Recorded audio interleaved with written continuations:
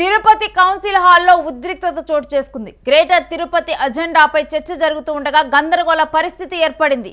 Corporator SK బాబు గణేష్ మధ్య వాగ్వాదం జరిగింది. కార్పొరేటర్ గణేష్ ను తోసేసి దాడి చేశారు బయట వ్యక్తి. ఇక సమావేశం జరుగుతూ ఉండగా లోపలికి వచ్చి సభ్యుడిపై కూడా ఒక బయట వ్యక్తి దాడి చేశారు. కింద కూర్చొని నిరసన తెలిపారు కార్పొరేటర్ గణేష్. కౌన్సిల్ సాక్షిగా క్షమాపణ చెప్పిన కార్పొరేటర్ ఎస్కే బాబు. ఇక బయట వ్యక్తి వచ్చి దాడి చేయడంపై ఎంపీ గురుమూర్తి ఫైర్ అయ్యారు. బయట వ్యక్తి లోపలికి ఎలా వస్తాడంటూ కూడా అసంతృప్తి వ్యక్తం చేశారు. సో ఈ విధంగా కూడా కౌన్సిల్ సమావేశంలో రసాభాస జరిగింది. తిరుపతి కౌన్సిల్ హాల్లో కూడా ఉద్రిక్త పరిస్థితులు నెలకొని ఉన్నాయి. లోపల ఉన్న ఇద్దరు కౌన్సిలర్లు కూడా గొడవ పడుతున్న నేపథ్యంలో బయట నుంచి ఒక వ్యక్తి వచ్చి కూడా ఇక్కడ గణేష్ మీద అయితే వీళ్ళు బయట వ్యక్తి వచ్చి కార్పొరేటర్ గణేష్ మీద ఇప్పుడు దాడి చేసిన ఘటన చోటు చేసుకుంది. ఇందుకు గాను కార్పొరేటర్ ఎస్కే బాబు క్షమాపణ చెప్పినప్పటికీ కూడా బయట వ్యక్తి లోపలికి ఎలా వస్తారంటూ కూడా ఇప్పుడు దీని మీద అసంతృప్తి వ్యక్తం చేశారు. సమావేశం జరుగుతూ ఉండగా కూడా అసలు బయట వ్యక్తి ఎలా లోపలికి వచ్చారంటూ కూడా ఇప్పుడు దీని మీద ఫైర్ అవుతూ ఉన్నారు.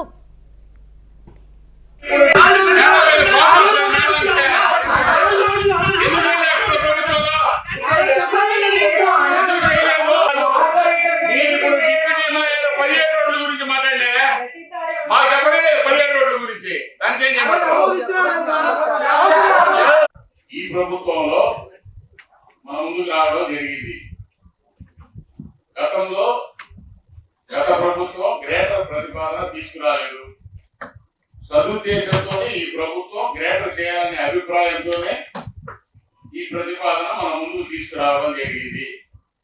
దీనికి ఎవరు అడ్డంకి కాదు, వ్యతిరేకం కాదు. కొన్ని పంచాయతీలు చేర్చడానికి ప్రాబ్లం ఉంది కాబట్టి అధికారులు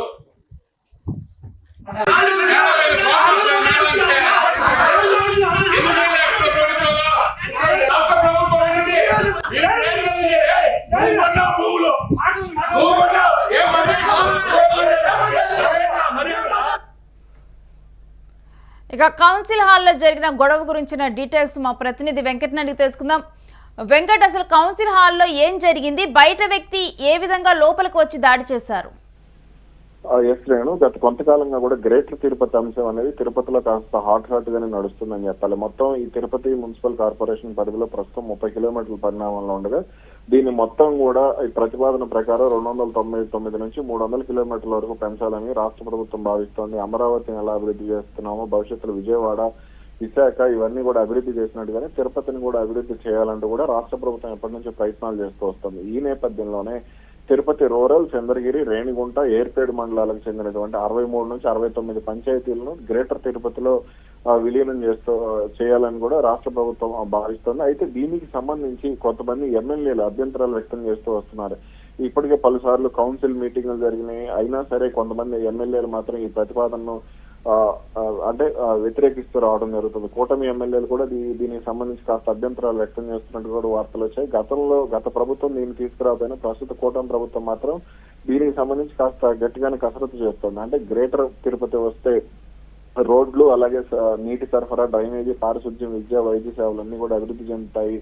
అలాగే నగర జనాభా 4.52 లక్షల నుంచి 7 లక్షల వరకు పెరిగే అవకాశం ఉందంటూ కూడా కూటమి ప్రభుత్వం అంచనా వేస్తారు. ఈ క్రమంలోనే దీనికి సంబంధించి ఏకాభిప్రాయాన్ని తీసుకొచ్చేందుకు కూడా గత కొన్ని రోజులుగా ప్రయత్నాలు జరుగుతూ వస్తున్నాయి. ఇక తాజాగా జరిగినటువంటి కౌన్సిల్ సమావేశం కాస్త రచ్చరచ్చగానే ప్రారంభమైంది. మేయర్ శిరీష దీనికి సంబంధించి ప్రతిపాదన పెట్టగానే డిప్యూటీ మేయర్ ఎవరైతే ఉన్నారో ఆర్సి మునికృష్ణ ఈ ప్రతిపాదన ఇప్పటిది కాదని సీఎం కృతజ్ఞతలతో ఆమోదం తెలపాలని కోరగా వైసీపీ నాయకులు మొత్తం కూడా గ్రేటర్ తిరుపతి నినాదాలు, ప్లకార్డులతో నిరసన వ్యక్తం చేయడం జరిగింది. ఇక అక్కడి నుంచి కూడా వివాదం క్రమంగా పెరుగుతూ వచ్చింది. ఇక ఆ క్రమంలోనే కొంతమంది బయట వ్యక్తులు కూడా లోపలికి రావటం, ఇప్పుడు దీనికి సంబంధించి కార్పొరేటర్ ఎస్కే బాబు గణేష్ మధ్య వాగ్వాదం చోటు చేసుకోవడం, ఇక గణేష్ ను బయట నుంచి వచ్చిన వ్యక్తి తోసేసి సమావేశం జరుగుతుండగా కూడా దాడి చేసే ప్రయత్నం చేయటం, ఇవన్నీ కూడా చేశాడు. ఇక ఆ తర్వాత నుంచి కూడా వివాదం క్రమంగా పెద్దదయ్యి రాజకీయ దుమారం జరిగే అవకాశం ఉంది. అంటే గ్రేటర్ తిరుపతి అంశాన్ని అంగీకరించకపోతే దాడి చేస్తారా, లేకపోతే బయట వ్యక్తులతో రౌడీలతో దాడి చేస్తారా అనే విధంగా కూడా అవకాశం ఉండటంతో ఇక వెంటనే కార్పొరేటర్ ఎస్కే బాబు మొత్తం కూడా గణేష్ కు ఎవరైతే ఈ దాడిలో ఇబ్బంది పడ్డారో గణేష్ కు సారీ చెప్పారు. ఇక బయట వ్యక్తి వచ్చి దాడి చేయడంపై ఎంపీ గురుమూర్తి ఆయన కూడా తిరుపతి ఎంపీ ఎవరైతే ఉన్నారో గురుమూర్తి ఆయన కూడా ఫైర్ అయ్యారు. బయట వ్యక్తి లోపలికి ఏ విధంగా వస్తాడంటూ కూడా అసంతృప్తి వ్యక్తం చేశారు. అయితే దీనికి సంబంధించి మేము కేసు నమోదు చేస్తా ఉంటూ కూడా గురుమూర్తి వార్నింగ్ ఇవ్వడం జరిగింది. మరి అయితే దీన్ని ఎస్కే బాబు సారీ చెప్పడంతో ఇక్కడితో వివాదం ముగుస్తుందా, లేదంటే వైసీపీ అధిష్టానం వరకు ఈ వ్యవహారాన్ని తీసుకెళ్లి కేసు నమోదు చేస్తారా అనేది తెలియాల్సి ఉంది. వెంకట్, ఎవరైతే బయట నుంచి వచ్చారో ఆ వ్యక్తి ఏమైనా ఎస్కే బాబుకు సంబంధించిన వ్యక్తా? ఇప్పుడు ఇదే ప్రశ్నార్థకం. దీనికి సంబంధించి అయితే ఎస్కే బాబు ఎటువంటి క్లారిటీ ఇవ్వలేదు. అయితే తాను మాత్రం జరిగిన లోపానికి అంటే ఇప్పుడు వాగ్వాదానికి సంబంధించి తన తప్పు కూడా ఉందంటూ కూడా ఆయన క్షమాపణ కోరటం జరిగింది. అయితే బయట నుంచి వచ్చిన వ్యక్తిని ఎలా అనుమతించారో, సాధారణంగా అక్కడికి కౌన్సిల్ మీటింగ్ జరుగుతున్నప్పుడు కొంత భద్రత ఉంటుంది. ఆ భద్రత ప్రకారం ఎవరిని అనుమతించాలి, ఎవరిని అనుమతించకూడదు అనే దానికి సంబంధించి కొంత ప్రోటోకాల్ ఇవన్నీ కూడా ఉంటాయి. కానీ ఆ ప్రోటోకాల్ ఏమీ లేకుండానే బయట వ్యక్తులు లోపలికి రావడంపై కాస్త అసహనం వ్యక్తం అవుతుంది.